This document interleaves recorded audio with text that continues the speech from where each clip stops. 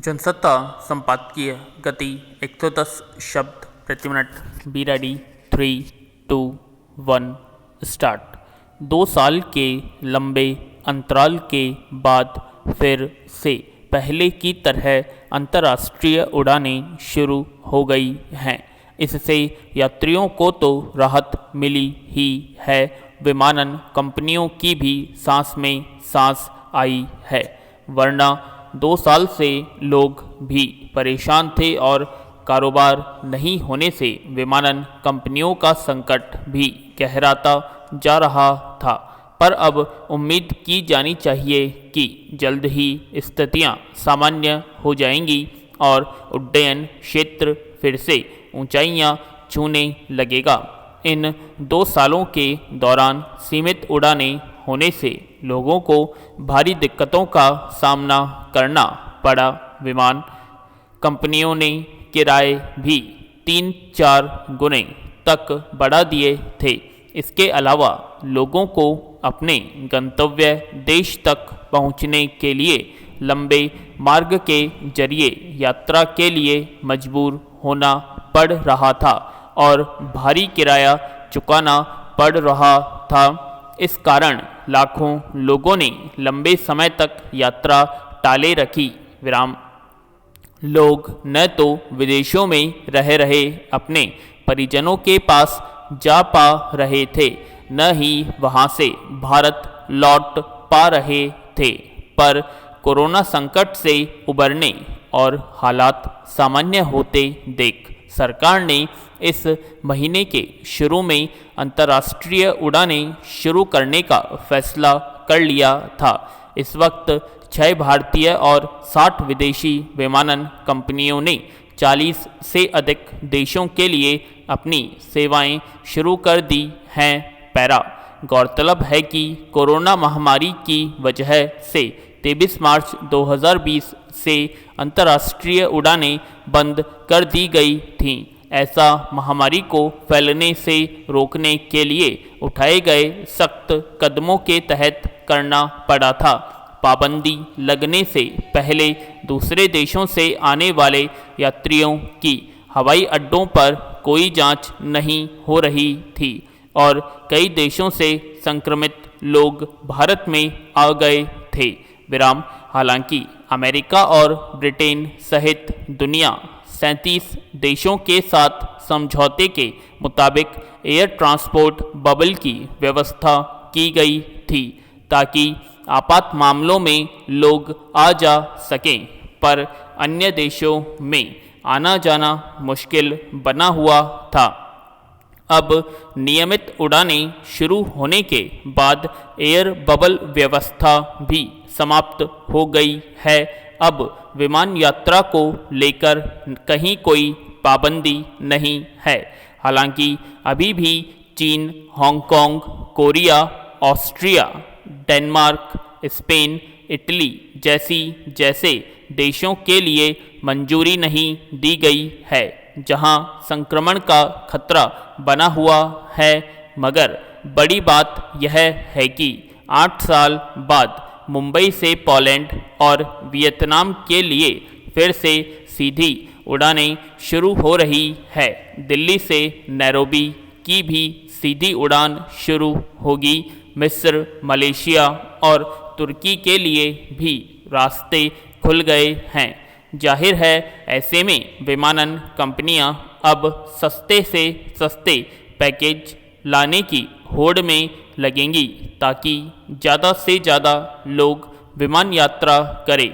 इसी बीच हवाई जहाज़ का ईंधन महंगा होने से विमानन कंपनियों के लिए एक नई मुश्किल भी खड़ी हो गई है। पैरा। कोरोना महामारी के कारण 2 साल में दुनिया के ज़्यादातर देशों की अर्थव्यवस्था भी चरमरा गई। विराम। पर्यटन और सेवा क्षेत्र पर इसका भारी असर पड़ा। दरअसल पर्यटन उद्योग के साथ कई तरह के कारोबार जुड़े होते हैं। करोड़ों लोगों का रोजगार इन्हीं पर टिका होता है। इसलिए अब उम्मीद यह है कि अंतर्राष्ट्रीय उड़ानें शुरू होने से पर्यटन उद्योग में जान आएगी। भारत में हर साल करोड़ों विदेशी पर्यटक आते हैं। आगामी गर्मी के मौसम के लिए पर्यटन क्षेत्र से जुड़ी कंपनियों ने आकर्षक पैकेज पेश करने भी शुरू कर दिए हैं। विराम। जाहिर है इंतज़ार केवल अंतर्राष्ट्रीय विमान सेवाएं शुरू होने का था। पैरा।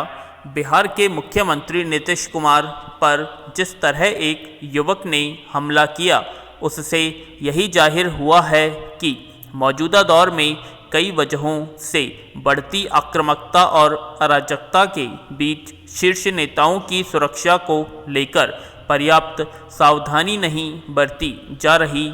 नीतीश कुमार 2 दिन के लिए बाढ़ लोकसभा क्षेत्र के दौरे पर थे। बख्तियारपुर में एक प्रतिमा पर माल्यार्पण के दौरान भीड़ से अचानक एक युवक निकलकर नीतीश कुमार के पास गया और पीछे से उन पर हमला कर दिया। विराम। गनीमत बस यही थी कि उसके पास कोई हथियार नहीं था।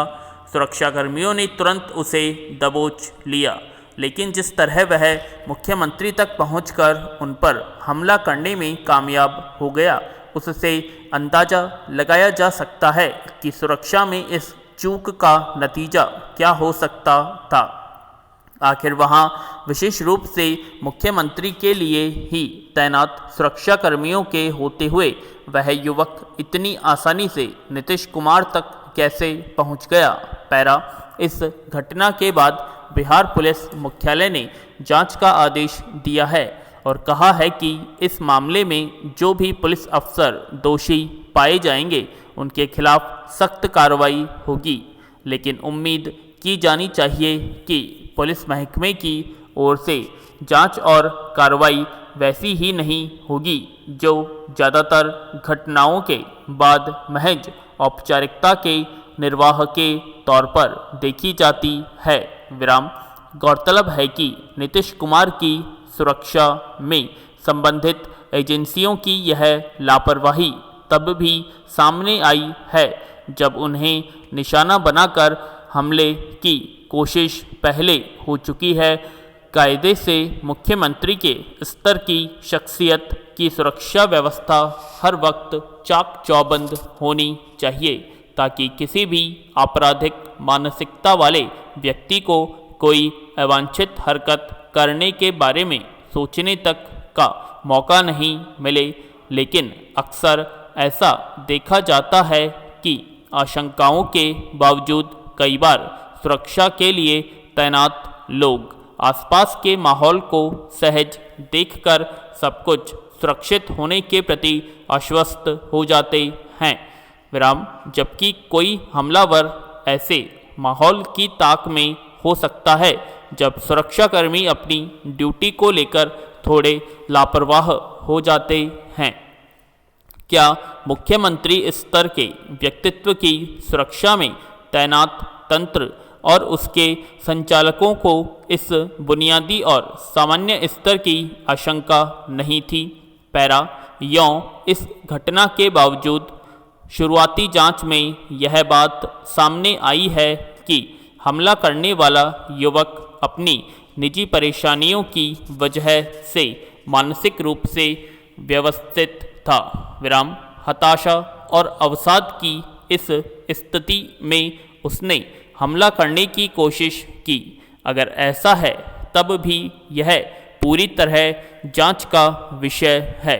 इसके बावजूद तथ्य यह है कि एक व्यक्ति बाकायदा हमले के मकसद से मुख्यमंत्री तक पहुंचने में कामयाब हो गया, जिसका कोई भी बेहद गंभीर नतीजा सामने आ सकता था। यह अलग बात है कि नीतीश कुमार ने इस मामले पर उदार और संवेदनशील रुख का परिचय दिया। उन्होंने इस युवक के खिलाफ कोई दंडात्मक कार्रवाई न करने और अधिकारियों को उसकी समस्या को समझकर किसी स्तर पर बीमार होने की स्थिति में इलाज में उसकी मदद करने के निर्देश दिए हैं। विराम। निश्चित रूप से यह नीतीश कुमार की निजी संवेदनशीलता हो सकती है, मगर व्यवस्थागत रूप से यह देखने की ज़रूरत है कि उन पर हमले की यह कोशिश समूचे खुफिया और सुरक्षा तंत्र की लापरवाही और चूक का नतीजा है। समय रहते इस पर ध्यान देने और मुख्यमंत्री की सुरक्षा व्यवस्था को पूरी तरह चाक चौबंद किए जाने की ज़रूरत है। पूर्णविराम।